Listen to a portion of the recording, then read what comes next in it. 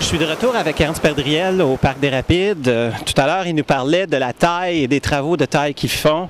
Au fond, une petite affaire de plus, quand tu tailles, tu fais attention quand même à la diversité biologique. S'il y a un nid d'oiseaux, qu'est-ce que tu fais là? C'est ça. Au printemps, quand on taille, évidemment, il y a beaucoup de nids d'oiseaux. Donc, notre équipe est vraiment sensibilisée à vérifier s'il y a des nids d'oiseaux. Et s'il y a des nids d'oiseaux, évidemment, on ne touche pas. On préfère tailler à l'automne plutôt que de déranger la nidification. Donc, il n'y a aucun dérangement de la nidification qui se fait dans le parc par les travaux que vous effectuez. En plus de ça, à l'automne, quand vous taillez, vous n'enlevez pas toutes les sources de fruits. Vous conservez des sources de fruits quand même aussi, là. Oui, ce qu'on fait, c'est qu'on fait une rotation de la terre. Donc, prenons un exemple, les rosiers. On va tailler une année une partie des rosiers du parc et l'autre année, l'autre partie des rosiers.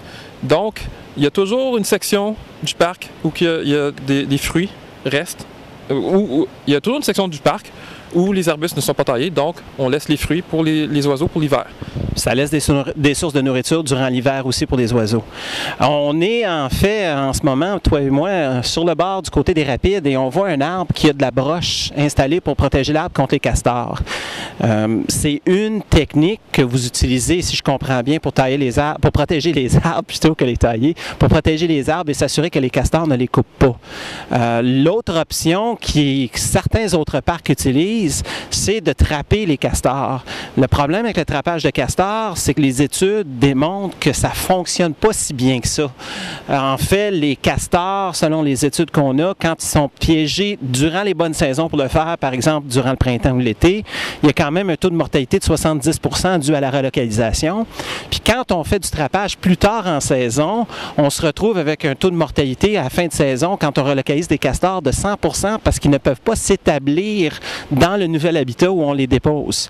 Donc, l'option qui demeure, c'est quand même de protéger les arbres contre les castors. Ceci dit, ce n'est pas une option parfaite. Il y a toujours certains arbres qui sont coupés à chaque année, hein? Je comprends bien.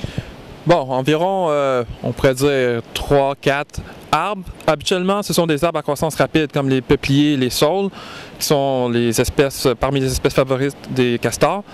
Ce qu'on fait, c'est qu'on protège les arbres qu'on veut conserver. Les arbres, les plantes envahissantes, comme disons l'orme de Sibérie, le nerf brun, ne sont pas protégées. Ce sont des plantes envahissantes, agressives, qui prendraient toute la place si on les laisserait aller. Donc, ça laisse quand même des options pour les castors pour manger les arbres trop agressifs et on laisse les arbres qu'on veut vraiment protéger, comme par exemple les chênes, on les protège vraiment jalousement.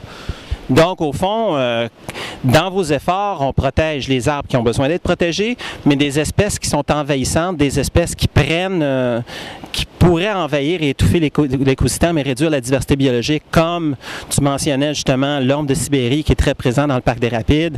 Il y a aussi peut-être le vinaigrier, l'érable de Negundo, qui sont des espèces considérées envahissantes, qui prennent la place, bien que les castors les coupent, c'est pas vraiment bien grave, hein, ça, essentiellement, parce que ça nous permet d'aider, le castor nous aide à maintenir une diversité biologique dans le parc. En plus de ça, de toute façon, les espèces comme le peuplier deltoïde que tu mentionnais tout à l'heure, le saule, bien, ces espèces-là sont à croissance rapide. Ça veut dire que s'ils sont coupés, bien, soit il y en a des nouveaux qui repoussent, ou très souvent, ces plants-là ont des tiges qui remontent elles-mêmes et ça crée des nouvelles tiges sur le plant. Une autre chose que vous faites, je vois que tu as un érable à côté de toi. Cet érable-là, il est dans un pot et c'est une espèce, tu peux peut-être le lever, puis c'est une espèce qu'on retrouve au fond ici, dans le parc, mais qu'on plante. On plante au fond toute une série de végétaux dans le parc aussi, là. Sur une base régulière, il y a quand même plusieurs douzaines d'arbres plantés dans le parc à chaque année, n'est-ce pas? Oui, et ça fait partie d'un programme pour remplacer certains arbres qui peuvent être abattus par les castors. Ça permet d'augmenter aussi la biodiversité dans le parc. Donc, c'est en fait un remplacement qui doit de toute façon être fait dans n'importe quel espace, puisque si les arbres ont tous le même âge, ce qui arrive avec le temps, c'est que les arbres meurent tous en même temps et on finit par perdre une grande biodiversité. Donc, normalement, en milieu naturel, à chaque année, il y a des arbres qui se ressèment d'eux-mêmes. Donc, nous, on reproduit un peu ce système-là. Donc, à chaque année, on plante quelques arbres, ce qui permet d'avoir un bon équilibre.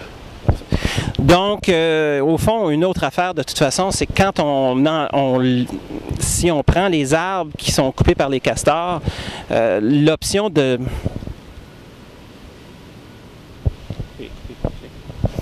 Donc, de toute façon, une des réalités, c'est que l'alternative d'enlever les castors, le problème sur le fleuve Saint-Laurent, c'est quand on enlève par le trapage un castor, on se retrouve dans une situation où rapidement, le long du fleuve, des nouveaux castors vont s'établir ici. Et la première chose qu'ils font quand ils s'établissent dans un nouveau milieu, c'est qu'ils se mettent à couper un paquet d'autres arbres pour rétablir leur territoire. Fait que le trapage en bout de ligne, c'est pas une option qui est intéressante. On est mieux de laisser certains arbres se faire couper chaque année, reconnaissant que certains de ceux-là, c'est des espèces problématiques qu'on veut enlever de toute façon, reconnaissant qu'il y a un remplacement à chaque année, puis en bout de ligne, on se retrouve avec un parc, encore une fois, plus sain, plus intéressant en matière de biodiversité. Donc, merci beaucoup. Et au retour, je vais être avec Ève Surprenant-Desjardins et on va parler des espèces intéressantes qui ont été observées cette semaine dans la région. Merci, Patrick.